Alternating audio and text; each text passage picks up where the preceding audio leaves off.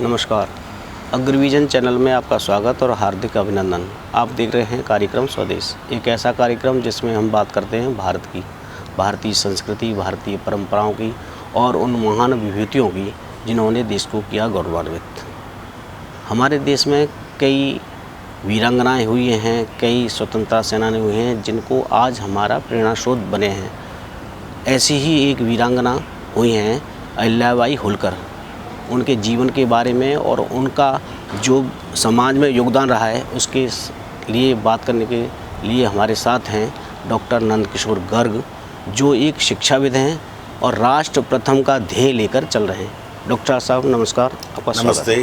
Doctor साहब, अहिल्याबाई होलकर, उनके जीवन का बहुत आज के टाइम पे अहम रोल है। उनका जीवन से हमें बहुत प्रेरणा मिलती है।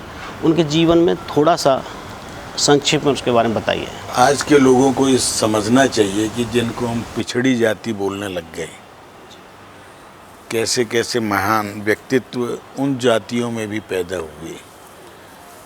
अनपैरेलल जैसा नाम है अहिल्या, भगवान राम के समय भी अहिल्या थी, और ये छोटी सी उम्र में जिसका विवाह हो जाए। इंदौर जिसको आज बोलते हैं, मूल रूप से महाराष्ट्र के प्रभाव का क्षेत्र है, मालवा, वहाँ पैदा हुई, विवाह हुआ। विवाह भी लंबा, पति जल्दी चले गए, बेटा भी चला गया, पर तो ससुर ने ये देखा कि इस मेरी बहू में वो गुण हैं जो बड़े रेयर होते हैं, बड़े, और उसको उन्होंने धीरे धीरे उसको उस ओर ढाला कि तुमने संभालना है, मजबूरी में संभालो है कैसे, और धीरे धीरे वो एक सक्षम महारानी बनी। महारानी बन के भी ऐसा शासन चला के दिखाया 30 साल के आसपास, और लगभग उत्तर भारत के जितने हमारे तीर्थ मुग़लों ने तोड़े थे उन सब की मरम्मत कराना, काशी विश्वनाथ से शुरू हों, उज्जैन का महाकाल हो या उसके आसपास के जितने भी स्थान थे उनका पुनर्निर्माण कराना, पुनर्जीवन देना, नए घाटों का निर्माण कराना, चाहे वो बनारस के हों, चाहे वो उज्जैन में हों, नर्मदा के किनारे। आप उनके सामाजिक और धार्मिक योगदान के बारे में बात कर रहे हैं कि उन्होंने जैसे जीर्णोद्धार बता रहे थे, आप उन्होंने प्याहुआ गला, उसी के बारे में बता रहे हैं आप जी। पर एक सफल शासक भी रही, उनके द्वारा जो शासन व्यवस्था चलाई गई और उसके अंदर भी जो एक धर्म के काम किए, उसने शासन का पैसा नहीं खर्चा, अपनी निजी पैसे से तीर्थों का पुनरुद्धार करना, और धीरे धीरे वो महारानी से राजमाता बनी, और आज उनको लोक माता के रूप में 300वीं जयंती जो मना रहा है पूरा देश, उनको लोक माता का दर्जा दिया गया है, जो सबसे मैं समझता हूँ एक ऊंचा दर्जा है कि जिसकी एक्सेप्टेंस पूरे समाज में हो। 31 मई को उनकी 300वीं जन्म जयंती मनाई जाएगी जी। और इंदौर में होगी और मोदी जी उसकी अगुवाई करेंगे।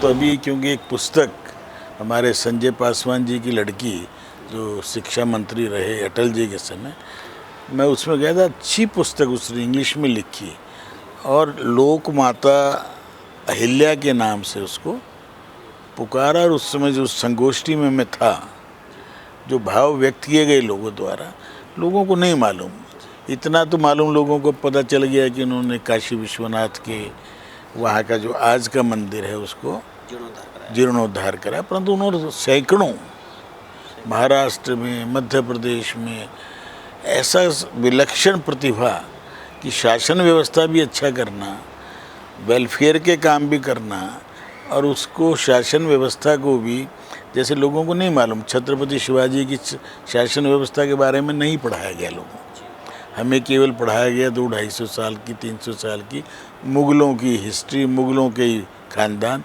ये लोग जो रहे जिन्होंने लोक कल्याण के काम किए और भारतीय परिस्थिति को देखते, भारत के शास्त्रों के अनुसार जो हमारे बताया गया था उनके अनुसार किया, और इसको पूरे देश में लगातार जो कार्यक्रम चल रहे हैं, और मैं समझता हूँ कि हमें इसके बारे में अधिक से अधिक कार्य करना चाहिए। उनके ऊपर पिक्चरें भी बनी हैं, सीरियल भी आए हैं, और आप लोग भी जो अपने जर्नलिज्म के विद्यार्थियों को उनको पढ़ाते समय, और मैं समझता हूँ एक नई रूप से भी एक फिल्म बनाई जा सकती है जो अपने बच्चे ही बनाएं और आप लोग उसमें सम्मिलित हों, कि जो जो स्क्रिप्ट में चीज़ें हैं, जो जो आज उनकी पिक्चराई चीज़ें हुई हैं, उनको जोड़ के थोड़ी मेहनत करें तो छात्रों को जानकारी मिलनी चाहिए। वो भी एक महिला जो कि उस समय महिलाओं का डोमेन नहीं था ये, और लगातार 2-4 साल नहीं, लगभग 30-35 साल उन्होंने शासन किया है। उन्होंने महिलाओं की एक टुकड़ी बनाई थी, फौज की टुकड़ी। अब इसलिए वो प्रणम्य हैं और उनको जितना स्थान मिलना चाहिए शायद अभी मिलने में समय लग रहा है, पर मिलेगा। डॉक्टर साहब, एक ना जो रिसर्च करने वाले हैं वो रिसर्च में उनके योगदान को के साथ साथ आज के टाइम में देखा है कि किसी ने गाना बनाया था कि वो गडरिया वंश की थी, गडरियों का कैसे, हमें एक जाति को न लेके उनके काम को आगे बढ़ाएं तो हो सकता है कि हम लोगों को ज़्यादा उससे प्रेरणा मिले। नहीं, केवल इतना तो बताना चाहिए कि जाति से कोई छोटा बड़ा नहीं होता।